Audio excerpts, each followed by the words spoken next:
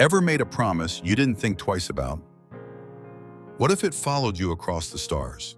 Imagine promising to marry a little alien girl someday, only to have her return years later all grown up to collect.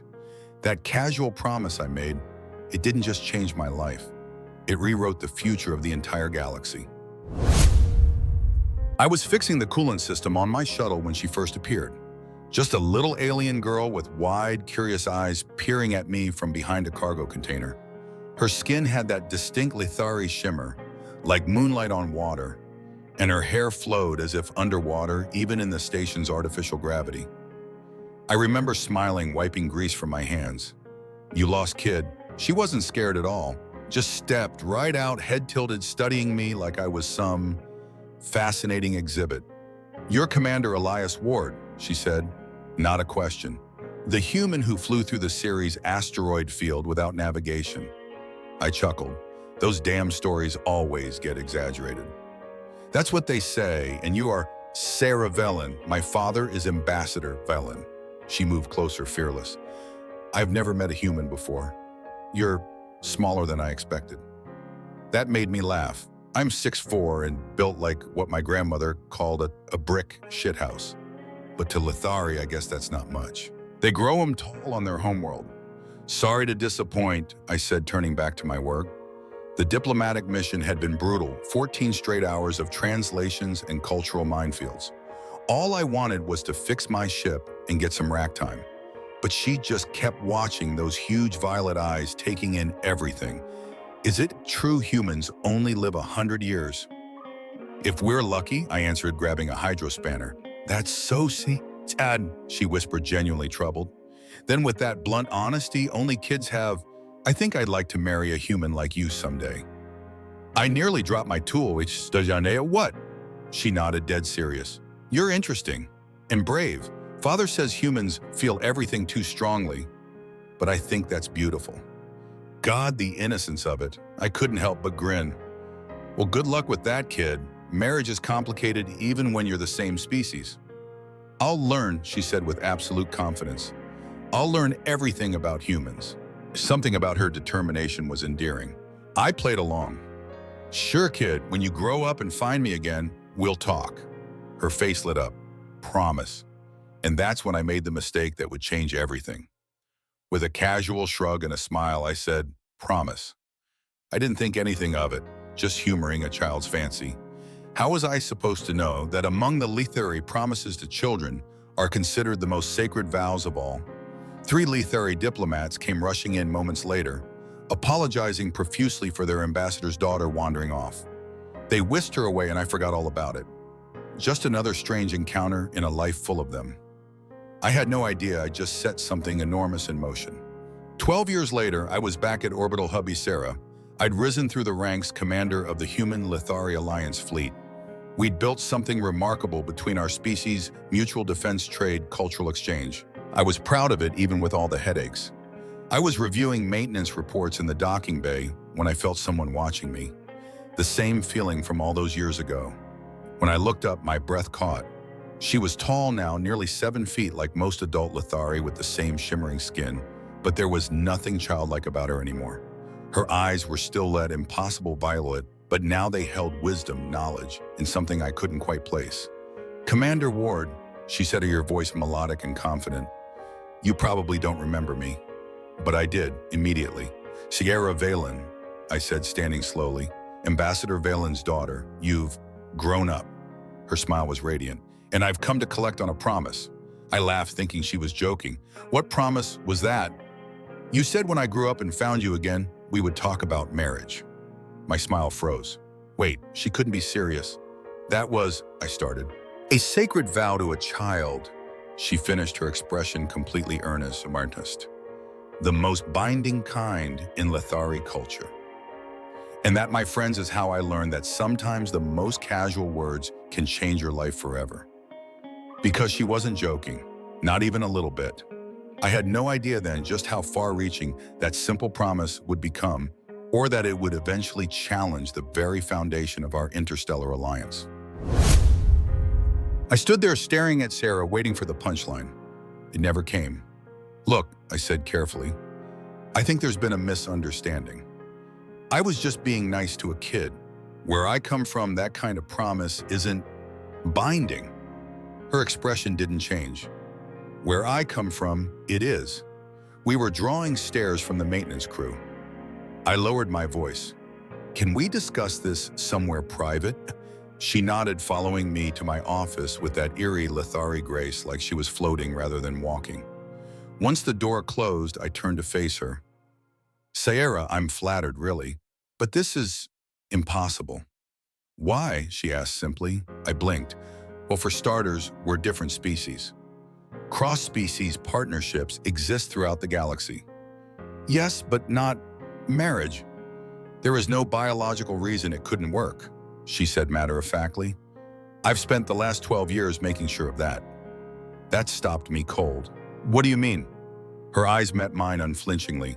I've studied human biology, physiology, psychology. I've undergone genetic compatibility treatments. I've lived on Earth for 3 years to acclimate to your environment.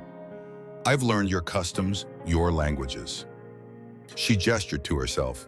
I even altered my appearance to be more appealing to human aesthetic preferences. Jesus. Now that she mentioned it, I noticed her features were subtly different from typical Lithari. Her face more symmetrical by human standards, her movements slightly less fluid. You've been planning this since you were a child, I asked, stunned. Yes. But why me? You barely knew me. Something like vulnerability flashed across her face. You were kind when you didn't need to be. You looked at me, really looked, when others saw just a diplomat's inconvenient child. She paused. And you felt right. I sank into my chair, overwhelmed. This beautiful, brilliant alien had spent over a decade preparing to marry me based on a throwaway promise. Sarah, I'm honored, but a soft knock interrupted us. The door slid open to reveal Dr. Kira Elson, my old friend, and the station's chief xenobiologist. She froze when she saw Sayera. Sorry, I didn't realize you had company, she said, starting to back out. No, stay, I said quickly. This concerns you too. I made introductions. Dr. Elson, this is Sayera Velen, Ambassador Velen's daughter. Recognition dawned on Kira's face. The biomodification applicant, I reviewed your case files. Fascinating work. Sayera nodded politely. Thank you, doctor. I frowned. Wait, you knew about this? Kira looked uncomfortable. I knew someone was undergoing extensive human compatibility modifications. I didn't know who or why. She studied Sarah with professional interest. The results are remarkable. The most comprehensive xenobiological adaptation I've ever seen. Which is why there's no biological barrier to our union, Sarah said firmly. Kira's eyebrows shot up. Union as in marriage, I confirmed grimly. Apparently, I promised to marry her when she was a child, and in Lithari culture, that's binding. Kira's mouth formed a perfect O. Then, to my irritation, she started laughing. It's not funny, I growled. It's a little funny, Babain, she gasped, trying to compose herself. The great Commander Ward undone by his own kindness. Glad you're enjoying this, I muttered. Kira sobered quickly. Actually, this is more serious than you realize. The Lithari don't just consider childhood promises sacred, they consider them cosmically binding. Breaking one is like violating a law of physics. So what, I'm supposed to marry her because I was nice to a kid? Sarah stepped forward. I understand this is difficult for you, Hugh. I propose a formal trial bond. It would satisfy Lithari custom while giving you time to adjust to the idea. A trial bond, I echoed. Kira looked thoughtful. It's a reasonable compromise, culturally equivalent to an engagement period. Her expression grew serious. But Elias, there's something else you should consider. This isn't just about cultural courtship. If your bond is verified biologically, it could redefine cross-species ethics forever. What do you mean, verified biologically? I asked, suddenly wary. The Lithari believe true bonds manifest physical changes, Kira explained. Hormonal synchronization, pheromone adaptation, measurable biological responses. And if they don't, then the bond is considered cosmic error and can be dissolved without dishonor, said Sayera. I rubbed my temples, feeling a headache building. So you're saying I go through with this trial bond, and if we're not biologically compatible, I'm off the hook? Essentially, Kira confirmed. I looked at Sierra. There was something undeniably compelling about her, a quiet strength and unwavering certainty.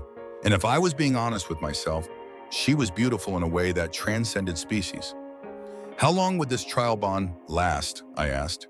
3 lunar cycles, Sarah replied. 90 Earth days. 3 months. 3 months of pretending to be engaged to an alien who'd spent her life preparing to be my wife. What could possibly go wrong? If I agree to this, I said slowly, it's just diplomatic, just to avoid a cultural incident, nothing more. Of course, she said, but her eyes told a different story. Fine, I sighed. I'll do the trial bond, but after 3 months, when nothing happens, we both go our separate ways. Deal? Her mouth curved into a smile that made something in my chest tighten inexplicably. Deal, she said, offering her hand in the human way. When our fingers touched, I felt a strange electric jolt, probably static from the ship's systems. Nothing to worry about. I was wrong about that too. The first ritual was called the shared memory stream, and it nearly broke my brain. You want us to what? I asked, staring at the strange device Sarah had brought to my quarters. Share our core memories, she explained, adjusting the crystalline apparatus. It's the foundation of Lethari bonding, complete transparency. Kira, who'd appointed herself our unofficial cultural liaison, nodded encouragingly. It's safe, I checked the neural interfaces myself. That's not what concerns me, I muttered. There were memories I'd rather keep private, classified missions, personal regrets, old lovers. Sarah's eyes softened. The stream is selective, Elias. It doesn't take everything, only what shaped you, what made you, you. I sighed. Fine, let's get this over with. We sat cross-legged facing each other with the device between us. Sarah placed a delicate circlet on my head, then her own. When she activated the crystal, the world dissolved. I was 5 watching my father's shuttle explode during a routine cargo run. I was 12 getting into my first fistfight, defending a weaker kid. I was 20 receiving my fleet commission.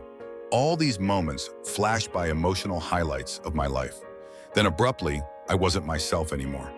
I was Sierra at 4, ostracized by other Lethari children for being too emotional, a trait considered primitive on her world. I was Sierra at 8, watching human broadcasts in secret, fascinated by our uninhibited expressions of feeling. I was Sierra at 14, arguing fiercely with her father about her decision to undergo human compatibility treatments. And I was Sierra at 18, standing before the Lethari Science Council, presenting her thesis on human Lethari psychological harmonization, all to support her case for pursuing me. When it ended, we were both trembling. Tears ran down my face, and a shimmering liquid Lethari tears traced paths down hers. Now you understand, she whispered. And I did. God help me, I did. She hadn't fixated on me by chance. She'd recognized something in me that resonated with her own nature, a shared emotional intensity that her own people lacked. She'd seen it in seconds, even as a child.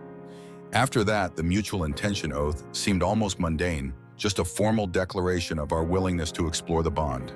We spoke the words in both languages, our voices echoing in the ceremonial chamber aboard the Lethari diplomatic vessel. But the third ritual, gene resonance alignment, that's when things got complicated. We were in Kira's lab. Sierra lay on one bioscanner, me on another, while pulsing energy fields surrounded us. Kira monitored the readouts with increasing amazement. This shouldn't be happening, she murmured. Eyes fixed on the displays. What shouldn't? I asked, trying not to move. Your genetic markers are responding to each other. She adjusted something.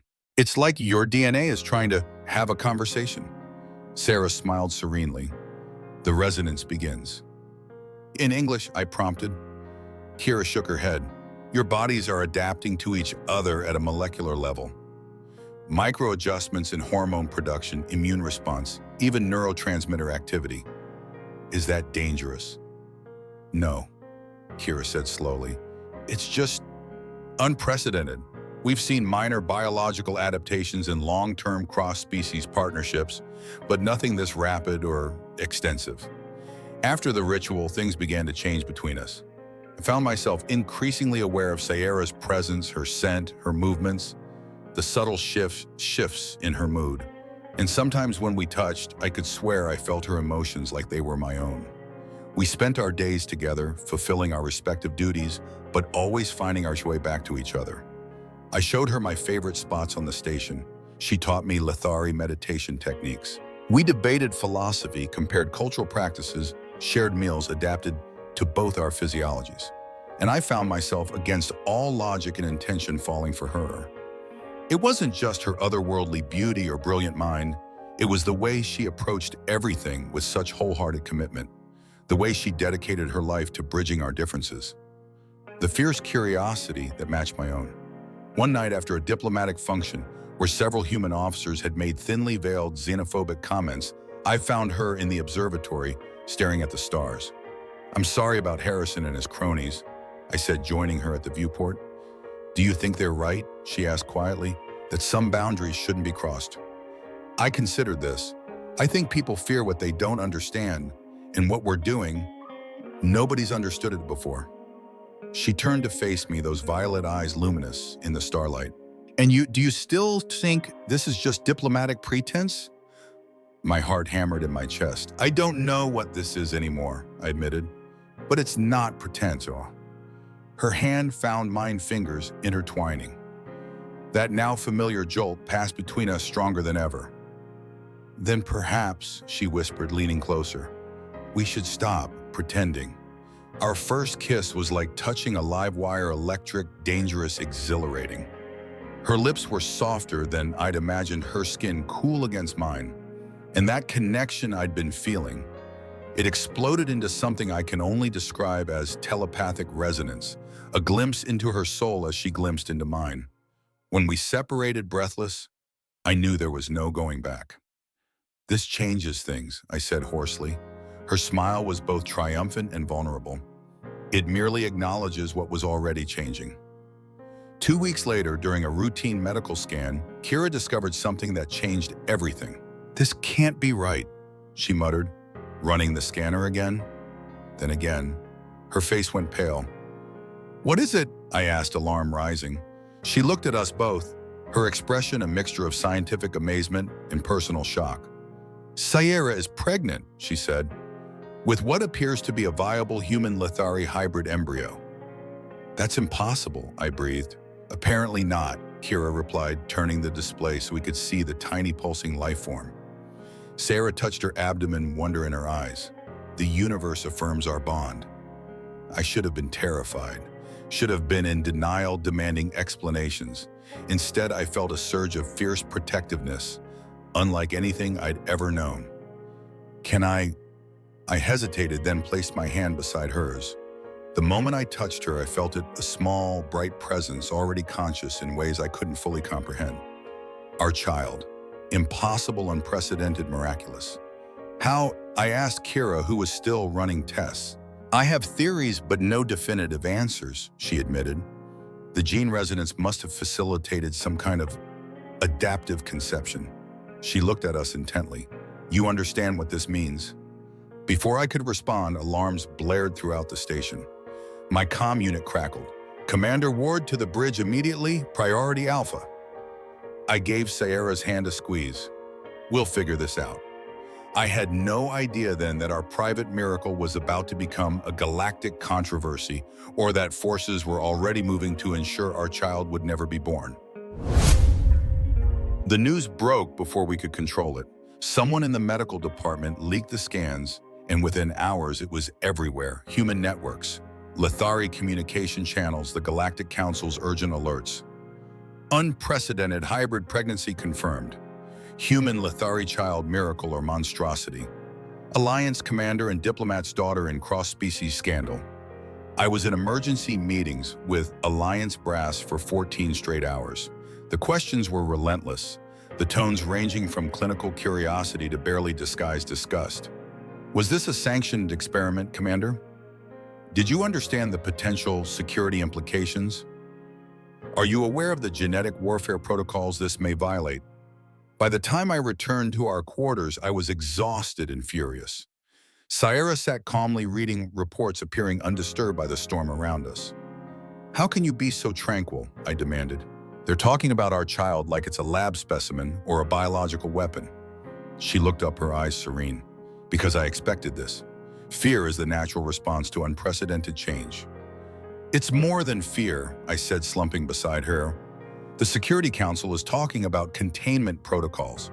The religious coalition of lesser worlds is calling it cosmic sacrilege. She placed her hand over mine. And what do you think? I met her gaze. I think they can all go to hell. This is our child, Amamend. Her smile was like sunrise. Then nothing else matters. But of course it did matter. 3 days later, we received a formal summons from the Galactic Council. Not an invitation, a summons with the diplomatic equivalent of appear or be compelled to appear. The council chamber was intimidating by design, a vast amphitheater with representatives from over 200 species arrayed in ascending tiers. The acoustics were engineered to make those standing in the central speaking platform feel small and exposed. Sarah and I stood together hand in hand as High Chancellor Tuvarian opened the proceedings. We are convened today to address a matter of unprecedented biological and ethical concern. The elderly Zalaxian announced his triple-jointed limbs, gesturing for emphasis. The creation of a human Lithari hybrid embryo raises questions that affect all our civilizations. For the next 2 hours, we listened as experts and representatives debated our child's existence like an abstract policy issue. The Medical Ethics Coalition presented data on genetic stability concerns. The Lithari Evolutionary Preservation Society argued that the hybrid threatened biological identity purity. The Human Military Oversight Committee raised alarms about uncontrolled abilities that could emerge. It was all very civilized, very scientific, and utterly dehumanizing. Finally, the floor was given to Ambassador Valandrak, a high-ranking Lithari I'd never much cared for. Tall, even by their standards, with coldly perfect features and the aristocratic bearing of old Lithari nobility, he approached the podium with measured steps. Esteemed colleagues, he began, his voice melodic yet somehow grating. This situation represents more than a biological curiosity. It threatens the foundation of controlled ethical progression between our species. He turned slightly toward us, his expression one of practiced concern. While I have the utmost respect for Commander Ward's service and compassion for Sci-Fi Valon's infatuation, we cannot permit emotional indulgence to override rational safeguards. His gaze swept the chamber. I speak for the Sovereign Purity Bloc in proposing immediate quarantine of both parents' comprehensive study of the embryo and genetic containment protocols to prevent any repeat of this unfortunate development. The chamber erupted in a mix of approval and protest. Beside me, Sarah tensed her hand protectively, covering her abdomen. Genetic containment protocols means abortion, I whispered. Yes, she confirmed, her voice tight. And quarantine means permanent detention. Something in me snapped. Without waiting to be recognized, I strode to the central podium, silencing the chamber with my audacity. I've heard enough, I said, my voice echoing through the vast space. For 2 hours, I've listened to you debate the right of my child to exist. I've heard terms like containment, purity, and aberration. Let me be perfectly clear about what you're actually saying. I looked directly at Valandrak. You're advocating reproductive control, forced medical procedures, detention without due process. Are these the values of your advanced civilizations? Chancellor Tuvarian rose. Commander Ward, you are out of order. No, this entire proceeding is out of order. I cut in. This council has jurisdiction over interspecies policy, trade, and conflict resolution. It has no authority over personal reproductive choices or family formation. I swept my gaze around the chamber. You call our child contamination. I call it evolution. This isn't a mistake, it's a beginning.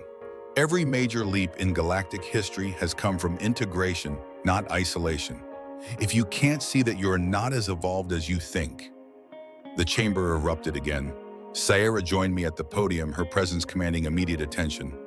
The Lithari have a concept called Navirai, the cosmic evolution of souls. She said, her voice clear and strong. It teaches that when barriers dissolve between those thought to be separate, the universe itself progresses. Our child is Navirai embodied, not a threat to our distinct cultures, but a bridge between them. She looked at Valandrak with surprising intensity. And any who would destroy that bridge yacked against the flow of cosmic evolution itself. I couldn't have been prouder. But as we left the chamber, Kira was waiting with a worried expression. "We need to talk," she said urgently. "Not here." In a secure communication room, she activated privacy protocols before speaking. "Your speech was inspiring," she said, "but it may have accelerated Village-Drak's timeline." "What timeline?" I asked. She produced a data crystal.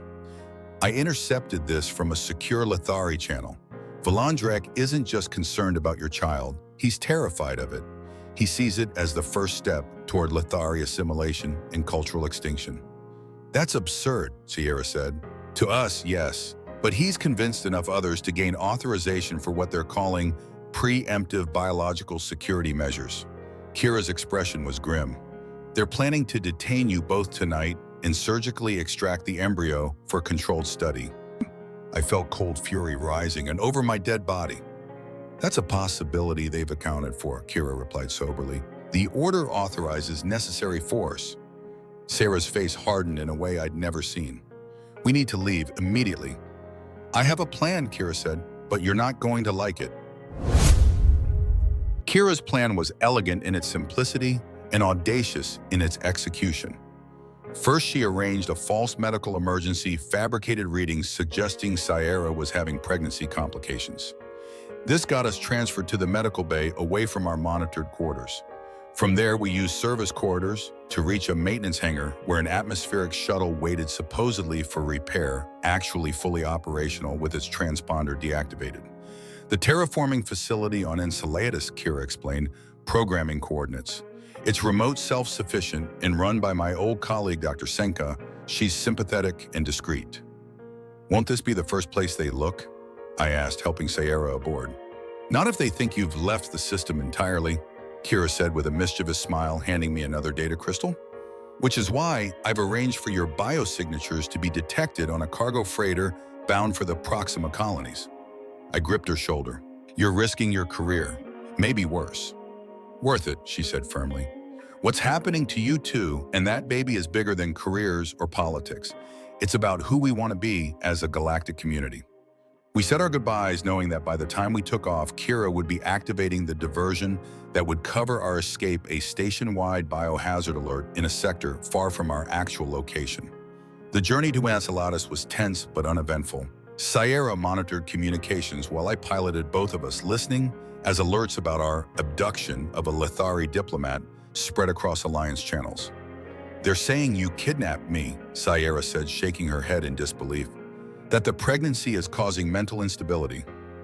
"Convenient narrative," I muttered, making a course adjustment to avoid a patrol route. "Discredit the rational human play into stereotypes about our emotional volatility." She rested her hand on mine. "We'll set the record straight when the time is right." Dr. Senka met us at the landing pad, her Andorian features impassive but her actions efficient. She whisked us through the facility's outer locks without a word, only speaking once we'd reached the secure inner habitation zone. "I've prepared living quarters in Section 7, she said. "It's isolated from the main research areas. The few staff here are trustworthy, but better to minimize contact." "Thank you," Sarah said warmly. "We won't forget this." Senka's antennae twitched an Andorian expression of emotion. "Dr. Elson saved my research during the Peluvian epidemic. I owe her a debt beyond measurement." She led us through pristine corridors. "Besides, I believe in your cause, even if I don't fully understand your situation." Our situation became our new normal, days stretching into weeks in the hidden sanctuary of the terraforming facility. The dome above us projected a simulated sky. The hydroponics gardens provided fresh food, and Dr. Senka's medical expertise ensured Sierra and our growing child remained healthy. It should have felt like prison. Instead, it became something precious, time together without external pressures or prying eyes. We talked for hours, planned for the future, speculated about our child's abilities and appearance. Sarah taught me Lithari meditation techniques. I introduced her to ancient Earth card games. We grew closer in ways that might never have happened in the regular universe of duties and protocols. And the baby grew, remarkably perfectly defying all scientific expectations with each scan. "The fetal development is extraordinary," Dr. Senka commented during one examination, her scientific curiosity overcoming her usual reserve. The genetic integration is seamless, as if the DNA strands from both the species recognized exactly how to complement each other. Is the baby healthy? I asked, the only question that truly mattered to me. Remarkably so, she confirmed. Strong neural development, robust organ formation. If anything, it appears to be developing slightly ahead of either human or Lithari norms. In our 5th week of hiding, Kira managed a secure transmission. The situation is escalating. She reported her image occasionally distorting with encryption artifacts. Valandrak has formalized a coalition of species concerned about unregulated biological integration. They're pushing for new laws prohibiting cross-species reproduction. Using us as the cautionary example, I guessed. Exactly, but there's growing resistance too. Human rights groups, progressive Lithari factions, and at least 40 other species have formed a counter-coalition advocating for reproductive freedom and evolutionary self-determination. We've become a symbol. Oh, Sarah said quietly. More than you know, Kira replied. The debate has spread beyond politics into culture, art, religion. There are street demonstrations on both Earth and Litharia. Pro-integration festivals, conservative backlash movements. You're either heroes or villains, depending who you ask. I rubbed my face. All we wanted was to be left alone. That was never going to happen, Kira said gently. Not with what your child represents. After the transmission ended, Sayera and I walked through the terraforming facility's central garden, a testbed of carefully balanced earth and exoflora, creating a hauntingly beautiful hybrid landscape. I never meant to start a revolution, I said, watching blue earth roses intertwine with luminescent Lithari vines. Sarah plucked a flower that shouldn't have existed, a perfect melding of both worlds. Sometimes revolutions start with a single promise kept, she said, placing it in my hand. One small act of love against the weight of tradition. I pulled her close, feeling our child between us. I'm not sure I'm cut out to be a revolutionary figurehead. No, she agreed with a smile. You're just a man who kept his word to a little girl. The revolution is merely a consequence. But consequences have consequences of their own. 3 days later, our sanctuary was breached. I was awakened by facility alarms and Dr. Senka's urgent voice over the comm. Security breach in Section 3, unauthorized shuttle landing, appear to be Lithari operatives. I shook Sayera awake. We need to move. Now. We had prepared for this possibility. Grabbing our emergency packs, we headed for the maintenance tunnels that would lead to a secondary shuttle bay. But halfway there, the power failed, emergency lighting, casting red shadows as backup systems engaged. They've cut main power, I said, drawing the phase pistol Kira had insisted I take. Stay behind me. We navigated the darkened corridors by memory, the facility suddenly alien and threatening. At a junction, I heard footsteps and voices, Lithari speaking their native tongue. Sayera tensed beside me, listening. Extraction team, she whispered. They're saying they have orders to secure me and terminate any resistance. Terminate, I repeated flatly. They're not even trying to hide it anymore. We changed course, heading deeper into the facility rather than toward the escape route that was now likely compromised. The terraforming control center would have independent communications. If we could reach it, we might call for help. As we turned a corner, we came face to face with 2 Lithari operatives. There was a moment of frozen surprise before they raised their weapons. I fired first, dropping one with a stun blast. The second got a shot off that seared past my shoulder before I could take him down too. Are you hit? Sarah asked urgently. No, but they'll have heard that. Run! We sprinted down the corridor, but at the next intersection, 3 more operatives appeared. No time to aim, I grabbed Sayera and pulled her into a side room, sealing the door behind us. It was a storage bay with no other exits. We're trapped, Sarah said, her voice remarkably calm. I looked around, desperately searching for options, weapons, anything. My eyes fell on the environmental control panel. Maybe not, I said, moving to the console. This section was being prepared for extreme environment testing. I activated the protocols, overriding safety measures. Outside, I heard the operatives preparing to breach the door. Cover your ears, I warned Sarah. When they blew the door, the sudden release of pressurized cryogenic gas created a billowing white cloud that filled the corridor.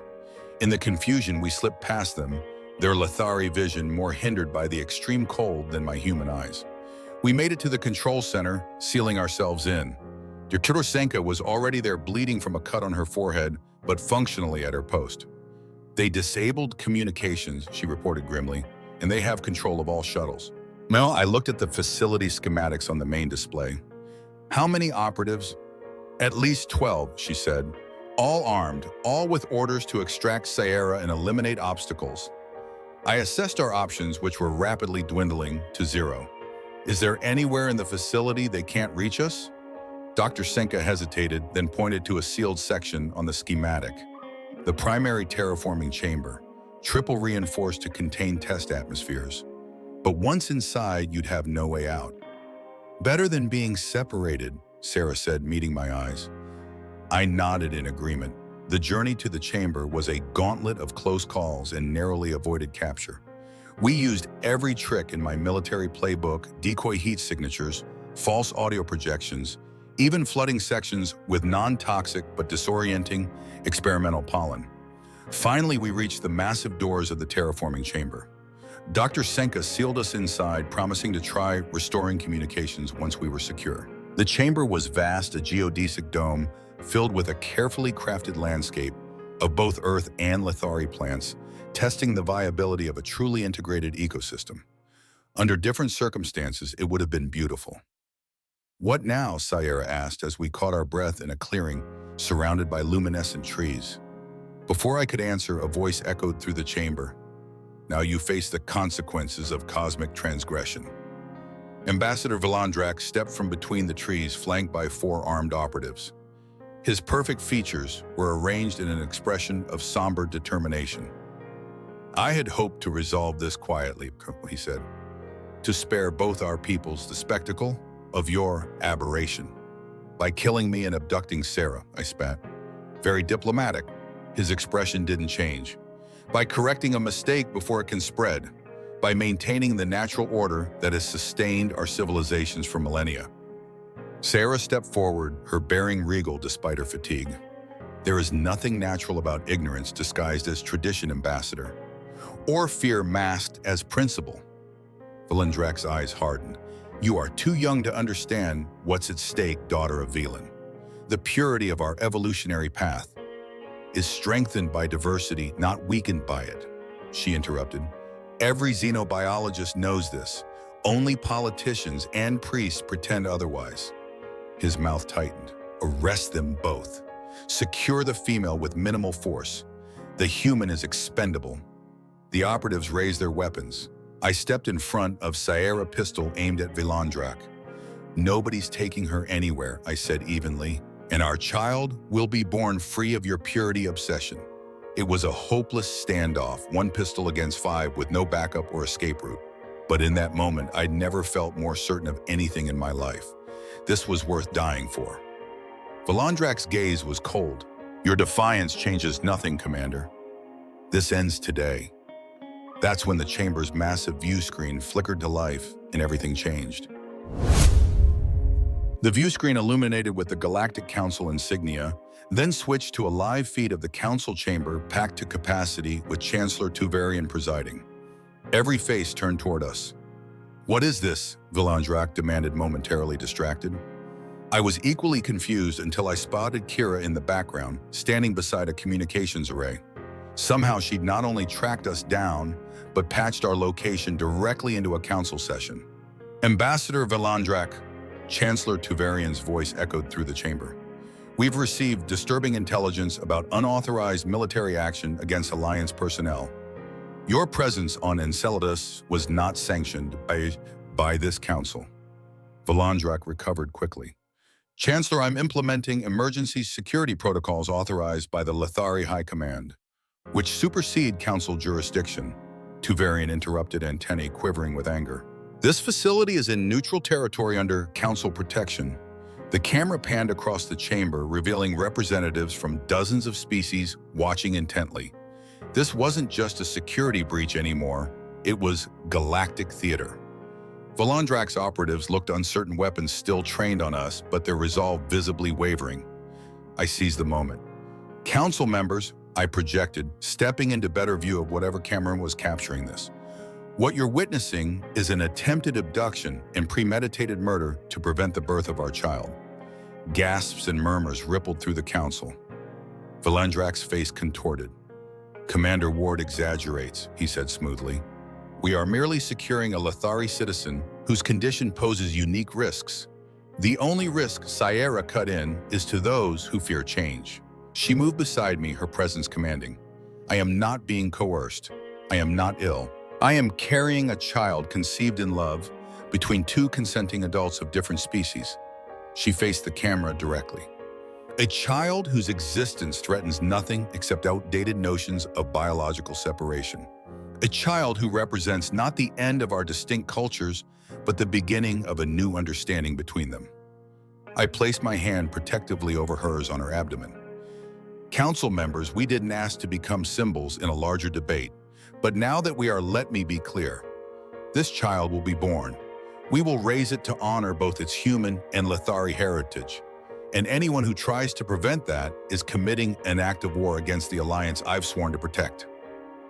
Chancellor Tuvarian leaned forward. Ambassador Valandrak, you will stand down your operatives immediately and return to council space for review of your actions. Chancellor, with respect, Valandrak began. That was not a request. Tuvarian interrupted, his triple-jointed fingers making a cutting motion. The enforcement division that has already been dispatched to Enceladus.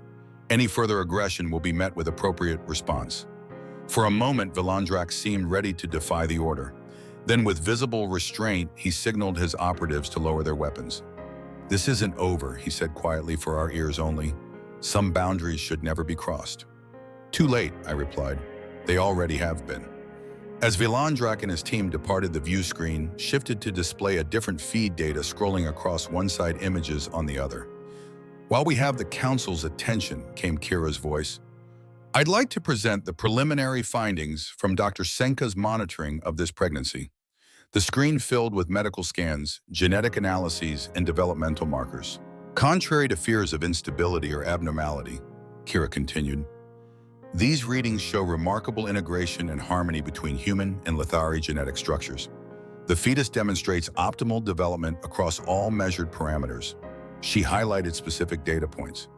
Note the advanced neural formation, enhanced immune profile, and perfect balance of physiological traits from both species. This isn't a genetic accident.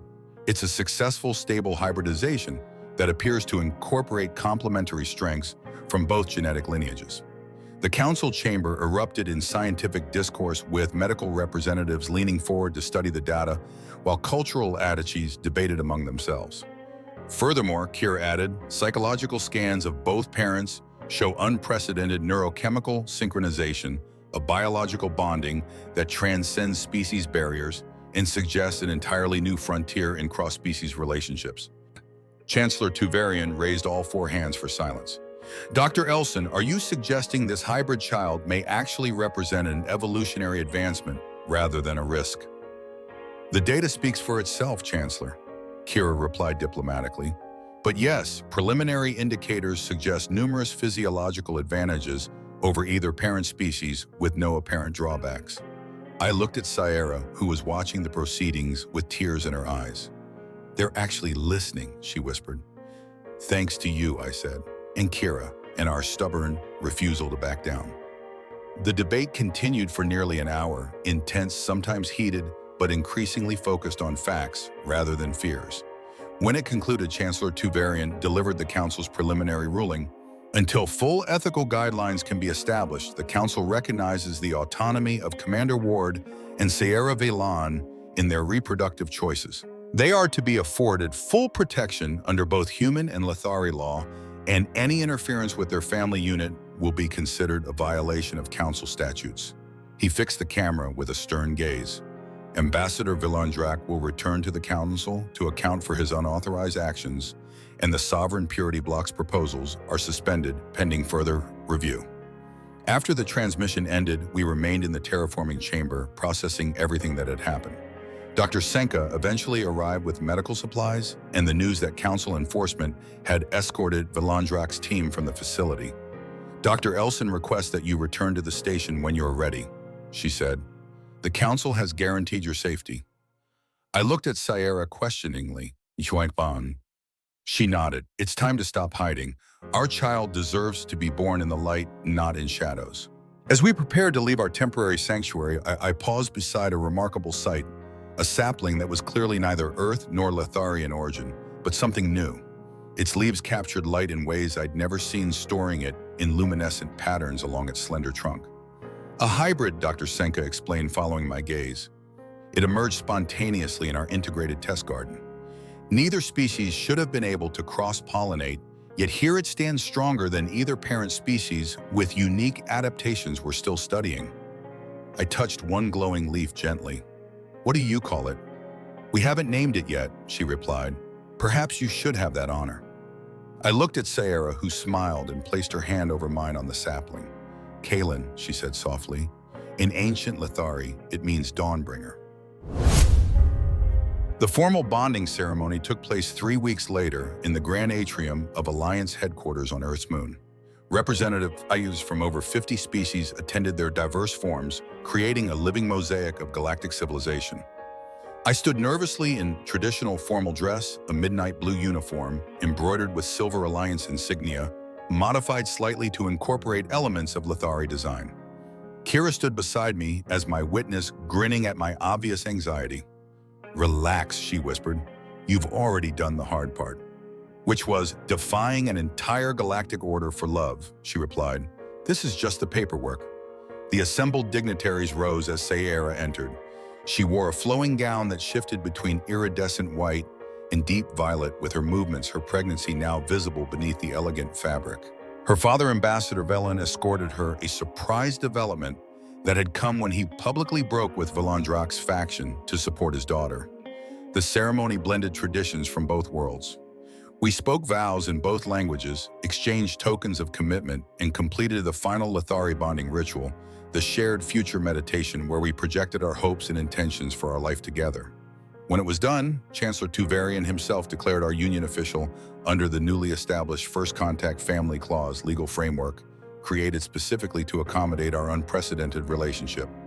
By the authority of the Galactic Council, and with recognition from both human and Lethari governments, I pronounce this bond valid and binding under interstellar law, he announced formally. May your union bridge worlds and foster understanding among all sentient beings.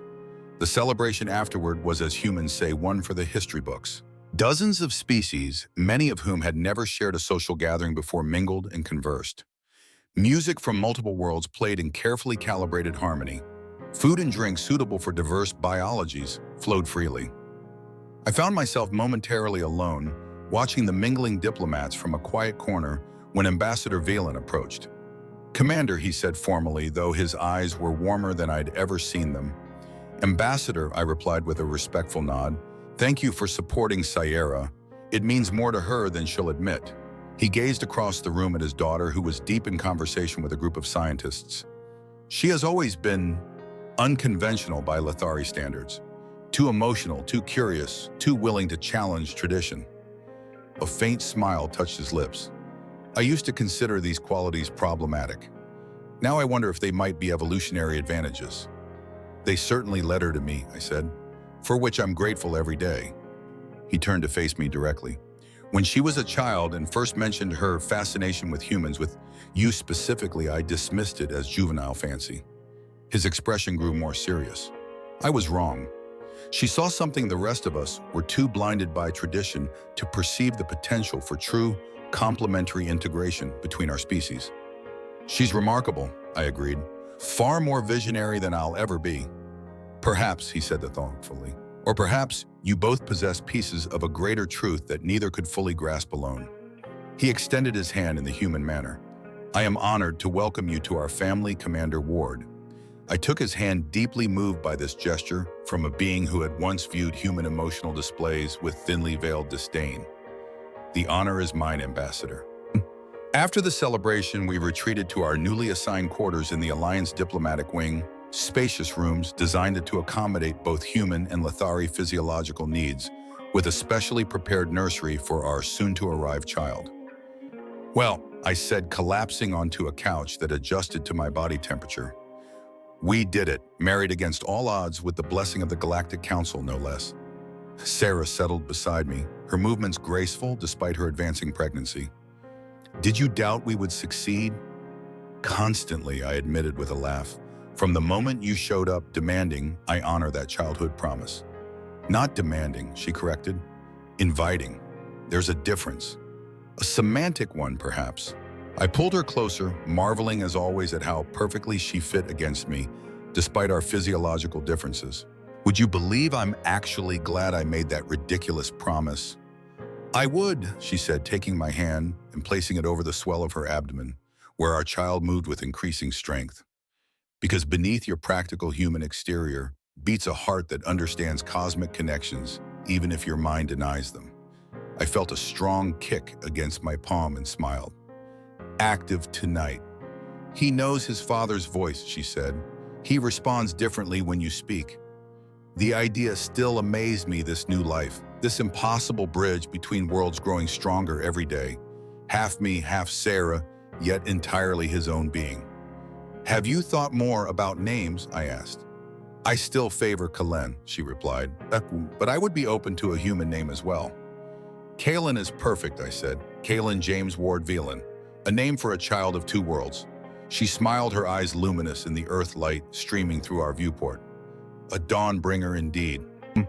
2 months later, under the careful supervision of a medical team assembled from the finest xenobiologists and obstetricians in the Alliance, our son was born. 7 pounds, 4 ounces, 21 inches long, perfectly formed with his mother's iridescent skin and violet eyes. But my human bone structure and darker hair. His cry was strong, his grip on my finger surprisingly powerful. Kalen James Ward Velan, the first of his kind. News of his birth spread across the galaxy within hours, images of his perfect face becoming an overnight symbol of a new era in interspecies relations. Requests for interviews, offers of diplomatic positions, even religious movements sprang up around what many were calling the Star Child. We declined them all, insisting on privacy during these crucial early months.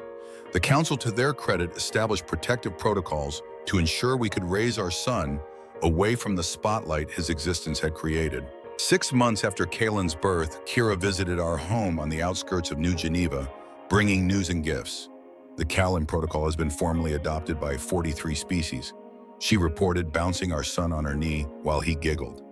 Legal framework for cross-species families, including adoption rights and genetic integration guidelines. They named it after him, I asked, surprised. Of course they did, she replied, tickling Kalen's chin. He's already changing the galaxy and he can't even talk yet. Sarah entered from the garden, bringing the sweet scent of earth roses mixed with Lithari night blooms. Ambassador Villandrak has resigned, she announced, showing me a news report on her tablet. Forced out, I asked. No, she said thoughtfully. It appears to be genuine reconsideration. His statement acknowledges evolving understanding of cosmic progression and calls for thoughtful integration rather than rigid separation. I'll believe that when I see it, I said skeptically. People can change, Elias, she said, sitting beside me. We're living proof of that. Later that evening, after Kira had departed and Kalen was asleep in his crib, a marvel of engineering that adjusted its environment to his unique physiology, Sarah and I stood on our balcony watching Earth rise over the lunar landscape. When I was little, she said quietly, watching human broadcasts in secret, I always wondered why your species felt emotions so strongly, why you laughed and cried and loved with such intensity when more advanced species like mine had learned to moderate such responses. I wrapped my arm around her shoulders. And now I understand it wasn't primitive at all, she said. It was evolutionary brilliance. Your capacity for connection, for empathy, for making promises to children and keeping them, that's not weakness. It's your species' greatest strength. I thought about the unlikely path that had brought us here, a chance encounter, a casual promise, a determined alien who refused to accept impossibility. So that laugh when I promised to marry you someday, I said, it wasn't just me being nice to a kid. She smiled up at me, the same violet eyes that had captured my attention all those years ago, now filled with a love I once would have thought it impossible between such different beings. The universe heard you, she said softly, and so did I. I kissed her, still marveling at the electric connection between us, the biological impossibility that had become beautiful reality. Funniest promise I ever made, I murmured against her lips. And the best damn one I ever kept. As if in agreement, a soft cry came through the baby monitor. Our son awake again, demanding attention with the healthy lungs he'd inherited from his human side. We went to him together, this miracle child, who embodied everything about our journey, unexpected, challenging, and more wonderful than either of us could have imagined. As I watched Sierra lift him crooning a Lethari lullaby while his tiny hand reached for my finger, I knew with absolute certainty that we hadn't just changed our own lives or even galactic policy. We'd changed the future itself. Hey guys, if you enjoyed this story of cross-species love and defiance of galactic norms, hit that subscribe button. I've got plenty more tales of humanity's unique place in the cosmos coming your way. And drop a comment below. Would you have kept a promise made to an alien child? Or do you think some boundaries are meant to remain uncrossed? Let me know your thoughts, and I'll see you in the next story.